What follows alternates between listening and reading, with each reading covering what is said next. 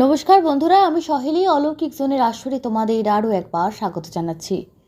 বন্ধুরা, আজ অলৌকিক জোনে ঘটনা শেয়ার করে নিয়েছেন তৃষা। লিখছেন, আজ আবারও চলে এলাম নিজের জীবনের কিছু ঘটনা নিয়ে। সালটা 2004। আমি তখন রবীন্দ্রভারতী বিশ্ববিদ্যালয়ে ইংরাজি সাহিত্য নিয়ে মাস্টার্স করছি। যথারীতি সেই আমলে ডায়মন্ড হারবার থেকে আমার কোনো বন্ধু গেল না, যে যার মতো নানা বিষয়ে পড়তে গেল। কয়েকজন বান্ধবীর বিয়ে হয়ে গেল। একা সকাল 7:35 ট্রেন ধরে শিয়ালদা যেতাম।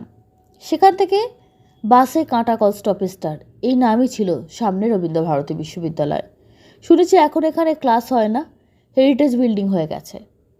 বিশ্ববিদ্যালয়ে ভর্তি হবার পর শুরু হলো টিউটার খোঁজা, ইংলিশে এমএ তার নোট জোগাড় করা। ওই সময় আমাদের পরিবারের অবস্থা ততটা সচ্ছল ছিল না। আমি তাই কোনো প্রফেসরের কাছে যেতে পারলাম না।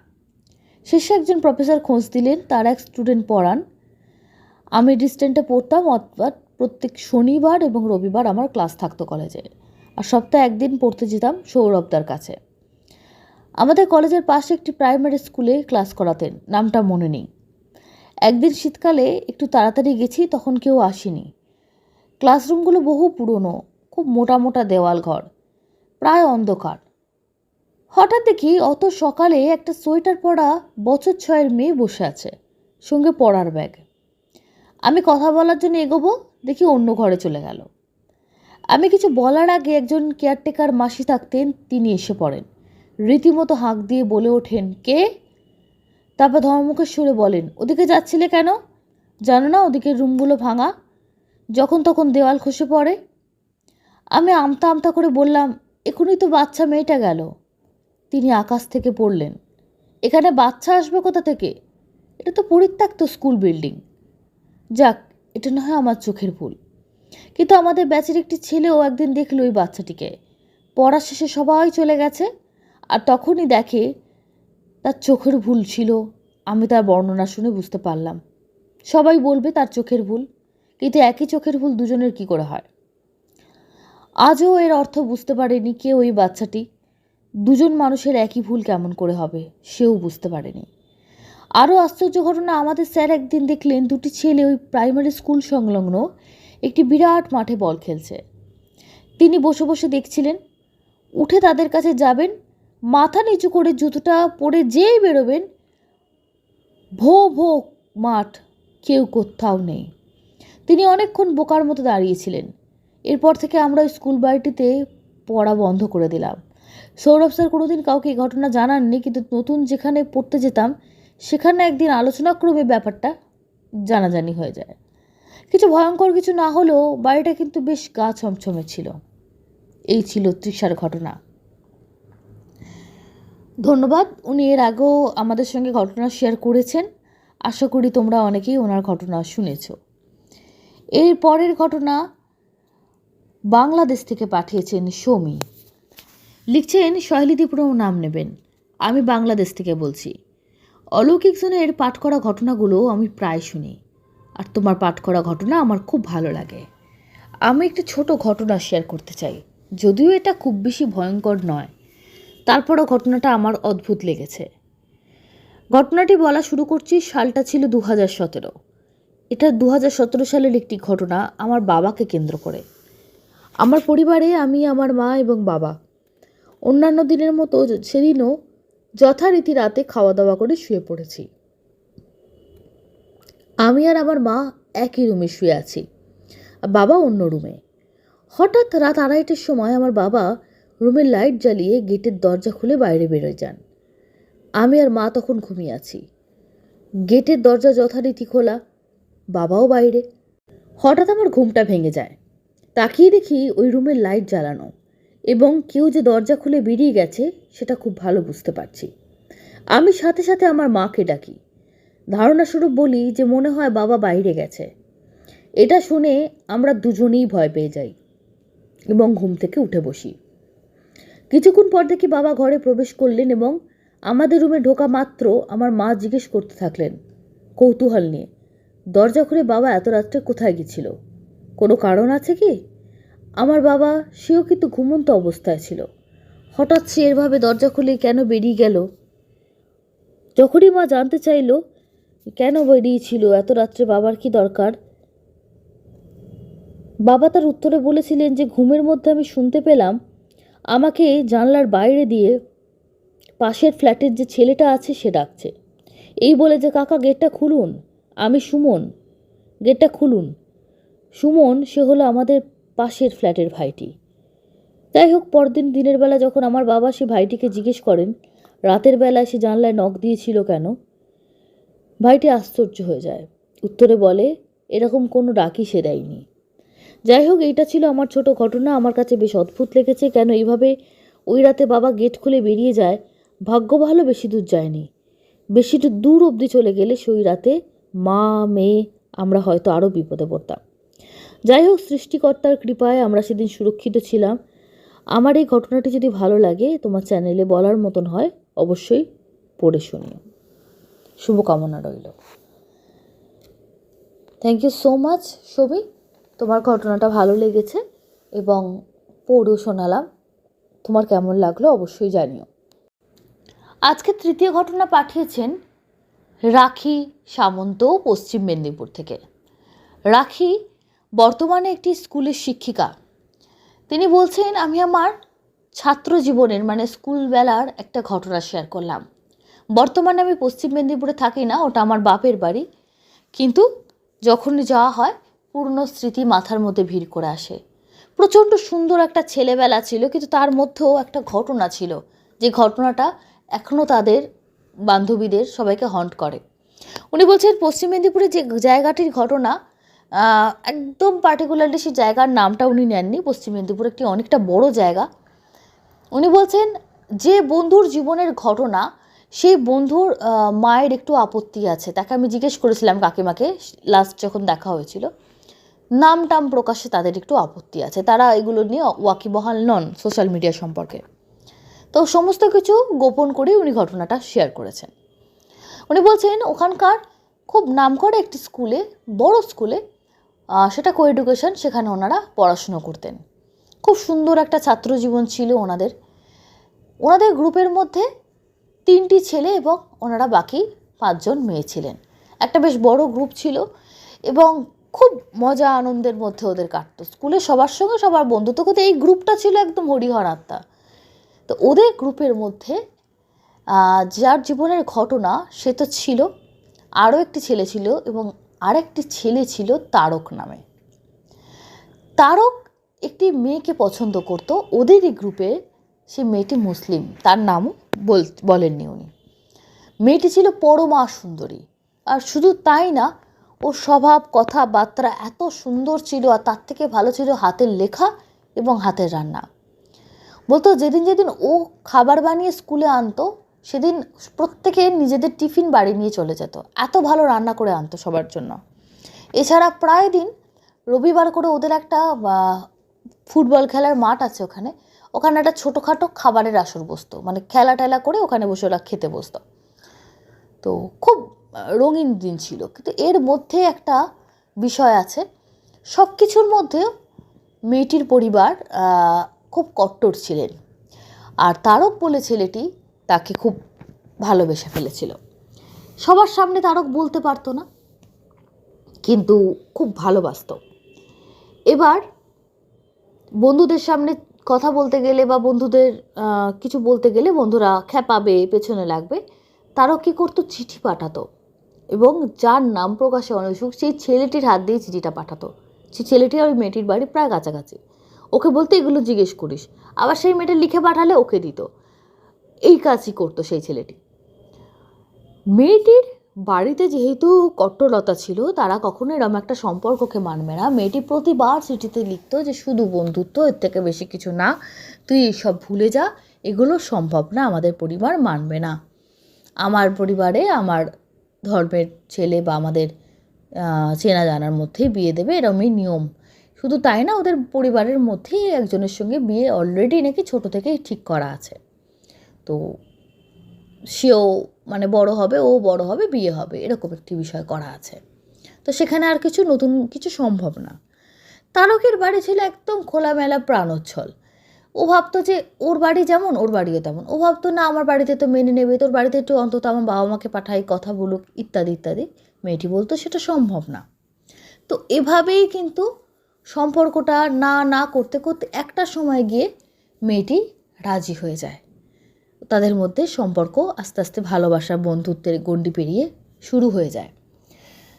সমস্যার সৃষ্টি হয় অন্য একটি জায়গায়। বাড়ির লোকেরা জানাজানি তো অনেক পরের কথা। চিঠি আদান প্রদানে যে কাজ করতো, যাকে কেন্দ্র করে আজকের ঘটনাটা, সে একটা সময় না মেয়েটির চিঠি দিতে বা নিতে এই করতে করতে মেয়েটিকে সেও ভালোবেসে ফেলে। গণ্ডগোলটা এখানেই শুরু হয় এবং যিনি ঘটনা পাঠিয়েছেন তার কাছে সব থেকে প্রথম শেয়ার করেছিল, মানে বা শেয়ার বলুন বা স্বীকার করা বলুন যে আমি ওকে পছন্দ করি বা ইত্যাদি। তো বলছেন, ইনি বলতেন আমার প্রতিদিন বিকালবেলার কাজ ছিল ওকে ডেকে নিয়ে বোঝানো যে তুই ওদের মধ্যে থাকিস না, দরকার হলে তুই নিজের মানে পড়াশুনো নিয়ে থাক, কম কথা বল, তোকে অত চিঠিপিটি দিতে হবে না, ওরা যাদের নিজেদের কথা নিজেরা আলাদা করে দেখা করে বলে নিক, ইত্যাদি ইত্যাদিভাবে ওকে বোঝাতো সব কিছু। কিন্তু সমস্যাটা যত দিন যাচ্ছিল বাড়ছিল। ও ওদের সম্পর্কটা মানতে পারছিল না, আবার নিজেদেরকে ছেড়েও দিতে পারছিল না। আর এই ছেলেটির ধারণা ছিল মেয়েটি আমাকে ভালোবাসে, তারক তো জোর করে সম্পর্ক পাতিয়েছে, আমাকে ভালোবাসে, কারণ ওর অনেক কথার ভঙ্গিমায় আমি বুঝেছি সেটা তারককে ওভাবে কথা বলে না, এক্সট্রা কোনো খাবার আনে না, সবাইকে যা দেয় সেটাই তারককে দেয়, কিন্তু আমাকে এক্সট্রা খাবার বানিয়ে এনে দেয়। এইরকম ছেলে মানুষই বিষয় তখন ছিল। তো এইসব দেখেই সে জাজ করতো যে তাহলে বোধহয় আমাকে বেশি ভালোবাসে ওর থেকে।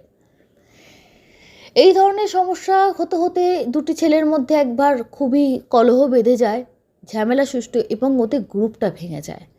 ওই যে বন্ধুত্ব সাবলীল ব্যাপারটা ওটা নষ্ট হয়ে যায়।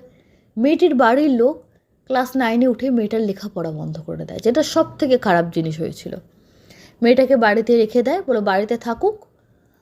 স্কুলে বলেছিল যে বাড়ি থেকে কি পরীক্ষা দিতে পারবে, স্কুল বলেছিল না, একটা তো পার্সেন্টেজ লাগবে, তাছাড়া পরীক্ষা দেওয়া যায় না। বাড়ি বলেছিলাম আগে ভীষণ কট্টর, তারা বললেন আর পড়ার দরকার নেই, ক্লাস 8 সার্টিফিকেট অবধি হলেই হয়ে গেল। তারপরে তার মাসতুতো ভাই, যার সঙ্গে মেয়েটির বিয়ে ঠিক করা ছিল, তার সঙ্গেই বিয়ের মোটামুটি একদম ঠিকঠাক করে ফেলল। এবার মেয়েটি তো বাড়ি থেকে কোনো কারণে আর তো কিছু বাইরে কোনো নাচও শেখে না, গানও শেখে না, কিছুই না। আর বন্ধুরাও তো যাবে, তার বাড়ির লোক আর বন্ধুদেরকেও ভালো চোখে দেখছে না। ওর মা মোটামুটি ঠাড়ে ঠোড়ে বুঝিয়ে দিয়েছে যে তোমরা আর মেয়েদেরকেও অত বেশি আসার দরকার নেই, বিয়েতে নেমন্তন্ন করব, তোমরা যদি বাড়িতে আপত্তি না থাকে তখন তোমরা আসতে পারো। এছাড়া এমনি এসে এসে ওকে, ওরও স্কুলের কথা মনে পড়বে, মন বসবে না বাড়িতে, খারাপ লাগবে, তোমরা এখন এসো না। তো মাঝে মাঝে স্কুল ফেরতে আমরা যেতাম, ওনার মা খুব একটা পছন্দ করতো না, খালি বলতো যে না বাড়িতে নেই, দিদির বাড়ি গেছে, কি ওখানে গেছে, এই এখন একটু ঘুমাচ্ছে, এখন ডাকবো না, তোমরা যাও, কি দরকার, যা বলার আমাকে বলে যাও, এরকম ছিল। তো এই দুটো ছেলের মধ্যে কলহ বাঁধতে গিয়ে মেয়েটি তো লেখাপড়া বন্ধ হয়ে গেল সব দিক থেকে, এবং ওই দুটো পরিবারের মধ্যেও প্রচণ্ড অশান্তি ঝামেলা যেমন যা হয় আর কি সবই হয়েছে। একদিন হঠাৎ করে যে ছেলেটি চিঠি আদান প্রদান করতো তাকে, তার সঙ্গে সেই বন্ধু বান্ধবীটি, মুসলিম বান্ধবীটি, সে যোগাযোগ করেছে, করে বলছে যে প্রায় 2 মাস হয়ে গেল, আমি ভেবেছিলাম আমি ভুলে যাব, কিন্তু আমি পারছি না, আমি তারকের সঙ্গে বিয়ে করে অন্য কোথাও চলে যেতে রাজি আছি। একবার বিয়ে হয়ে গেলে আমার বাড়িতে হয়তো আমাকে কেউ মেনে নেবে না, কিন্তু তারকের বাড়িতে আমি গেছি, ওর মা বাবা ভালো, কাকু কাকিমা মনে হয় অ্যাকসেপ্ট করে নেবে, দরকার হলে আমার বাড়িতে আসবো, না হলে আসবো না, আমার আব্বা আর যারা কাকা টাকারা আছে কেউ মানবে না। তো ওর তো মনে একটা দুঃখ হয়েই ছিল যে তাহলে আমি যে ভাবতাম আমাকে বেশি ভালোবাসে, তাহলে সেটা ভুল, তারকেই ভালোবাসে। তো সেখান থেকে ওর মধ্যে না একটা জ্বলন তৈরি হয়েছিল। জ্বলনের জন্য ও কী করেছিল, ওইখানে একটা কাজ করেছিল, ও বলেছিল যে তারকের বাড়ির লোকও এখন চাইছে না তোর সঙ্গে সম্পর্কটা থাক, ওরা ওদের অন্য পছন্দের মেয়েকে পরবর্তীকালে ছেলেকে বিয়ে দেবা, ছেলে তো লেখাপড়া করছে, এতটুকু ছেলের তো আর বিয়ে হয় না। তো ওরা এখন এই নিয়ে কথা বলতে রাজি নয়। এই কথাটাও নিজের মন গড়ে বলে দিয়েছিল, ওকে জিজ্ঞেস করে বলেনি। ব্যাস, আর কোনো যোগাযোগের কোনো মাধ্যম ছিল না। উনি বলছেন ওই সময় হাতে হাতে ফোন স্টুডেন্টদের একদমই ছিল না, ওদেরকে তো কেউ কখনো দেয়নি ফোন। অনেক পরে গিয়ে ওরা কলেজে গিয়ে নাকি ফোন পেয়েছে।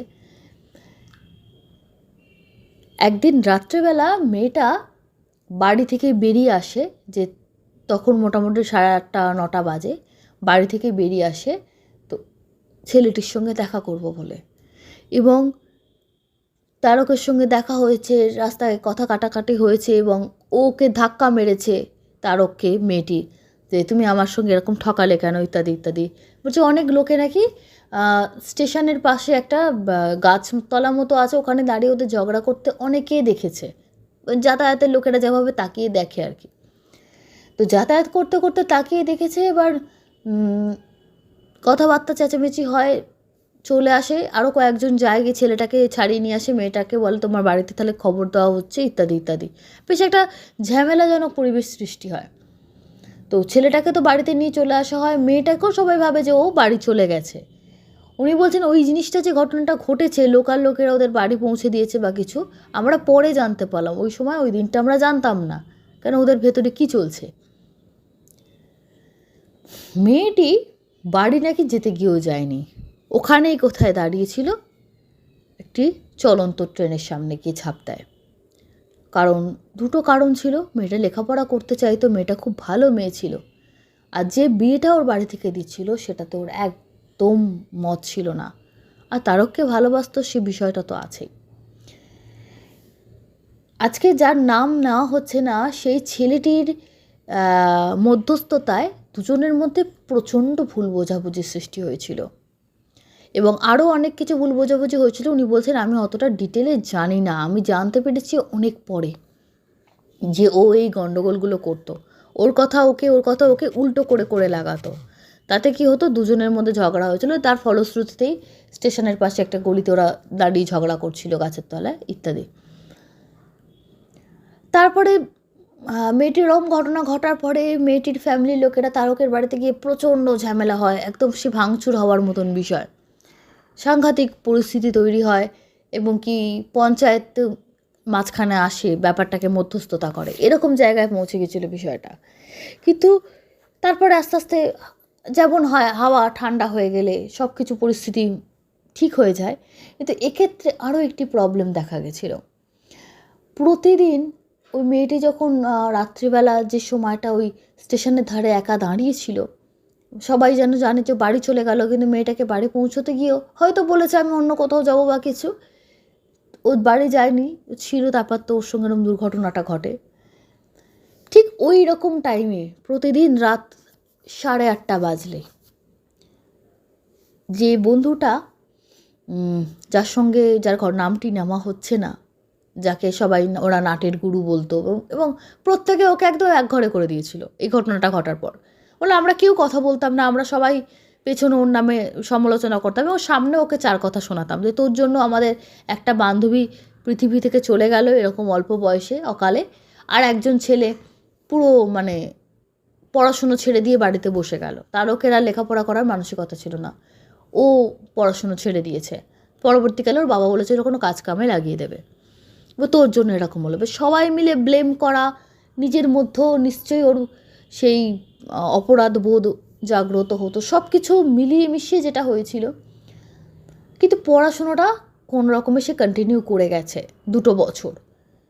কিন্তু 11-এ ওঠার পর থেকে ও যেখানে কমার্সের একজন স্যারের কাছে পড়তে যেত, সেটা ওই লাইনটা ক্রস করে যেতে হয়। তখন থেকে কি হলো, সেই রাত 8:30টার সময় ও পড়ে ব্যাক করে বাড়ি ফিরত। সন্ধ্যেবেলায় হয়তো যেত, 8:30টার মধ্যে স্যার ছুটি দিত, ওই সময় সাইকেল চালিয়ে ওই ওখান দিয়ে বাড়ি ফিরত। 8:30টার সময় ওখান থেকে যখন বাড়ি ফিরতো, অদ্ভুতভাবে ওই সময়টাই ছিল ওই মেয়েটা চলে গেছিলো।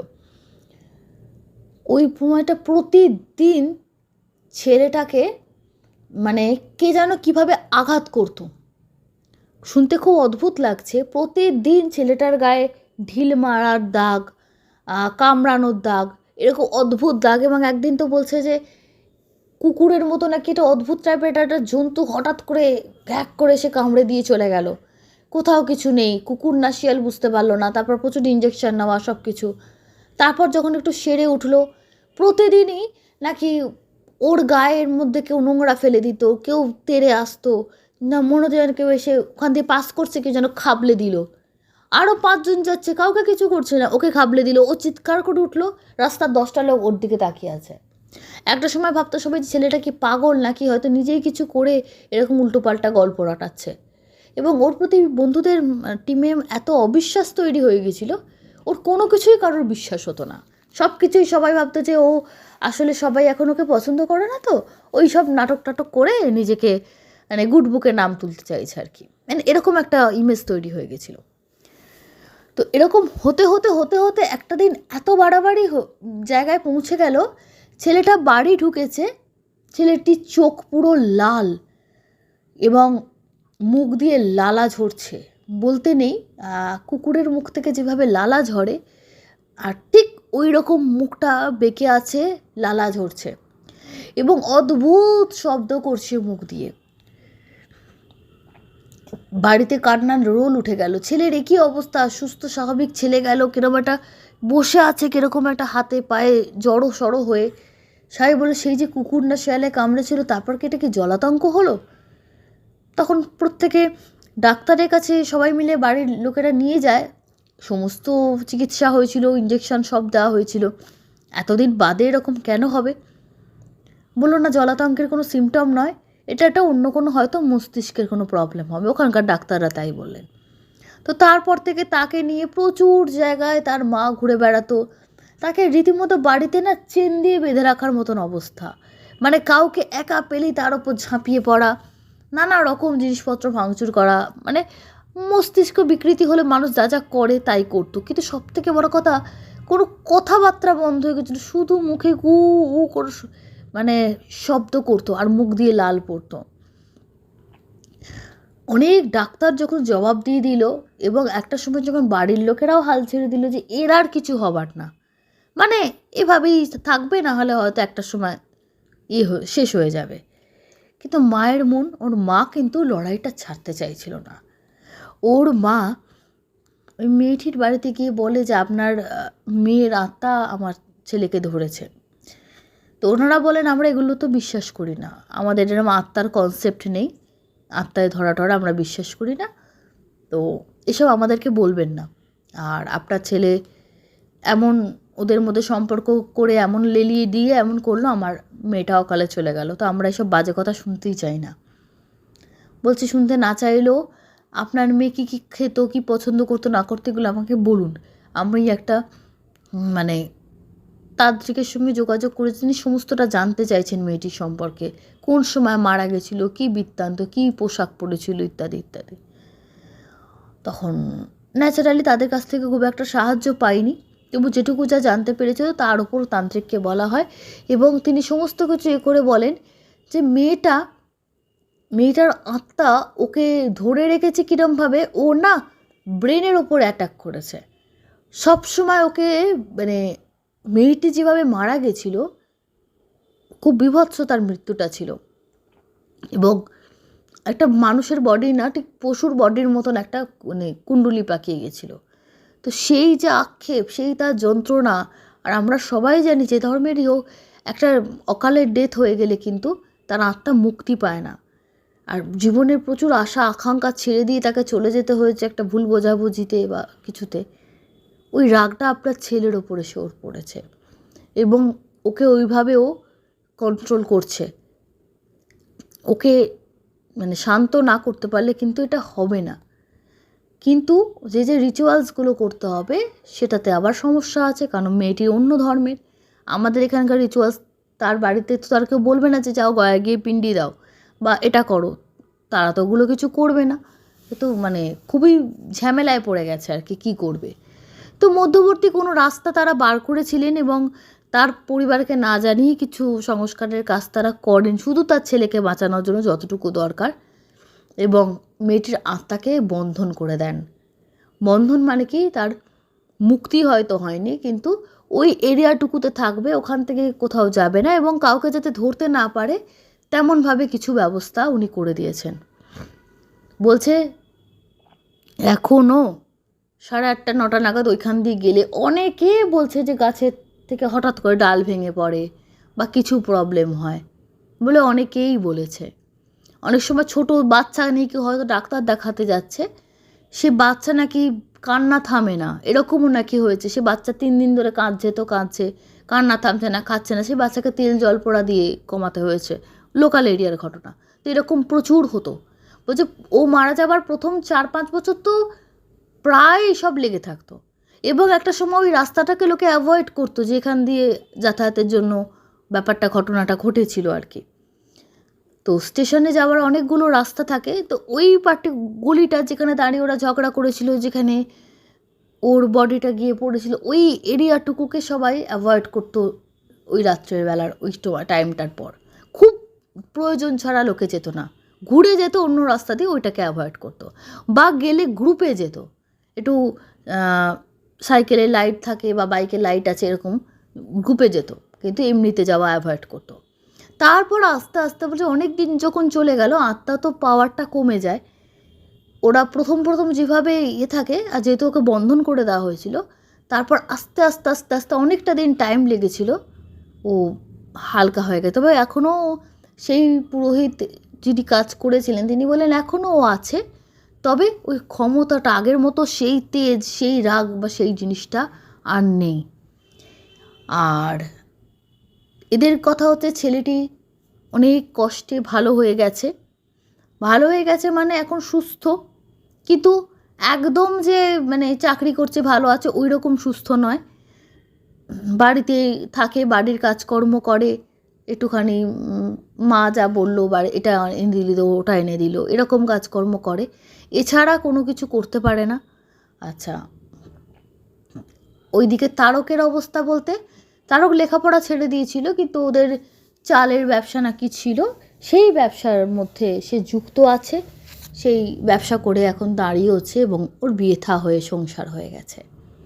এই ছেলেটি যে মধ্যস্থতা করতে গেছিল এবং একটা ত্রিকোণ প্রেমের একটা সম্পর্ক তৈরি হয়ে এই ছেলেটির লাইফটা পুরো একদম শেষ।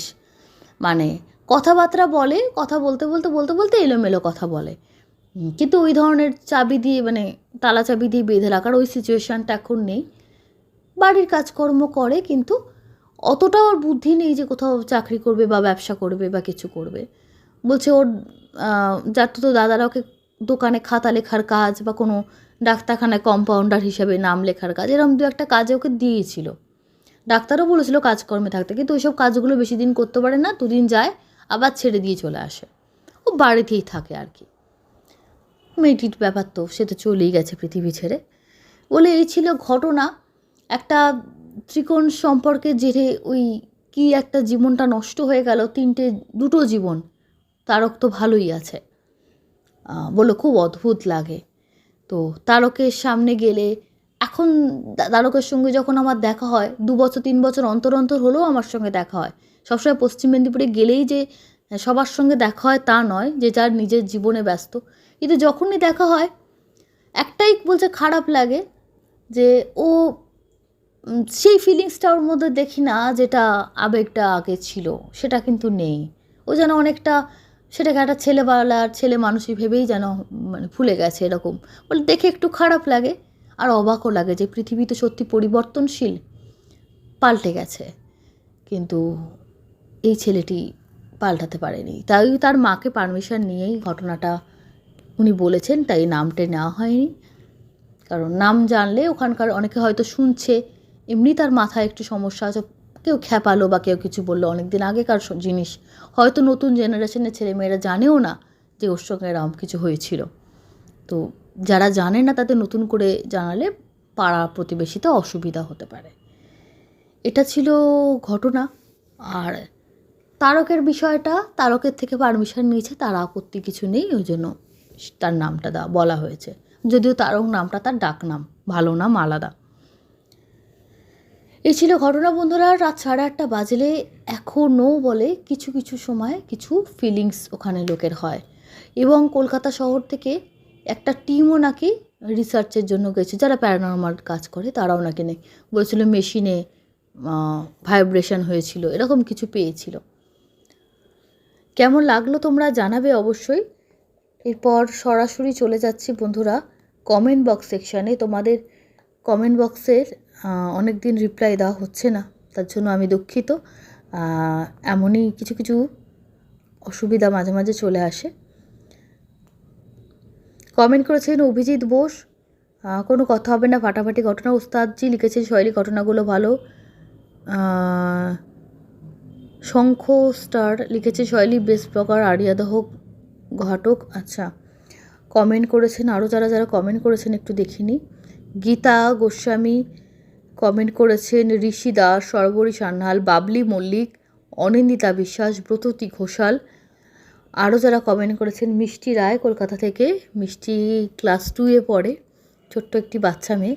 Thank you so much comment করার জন্য।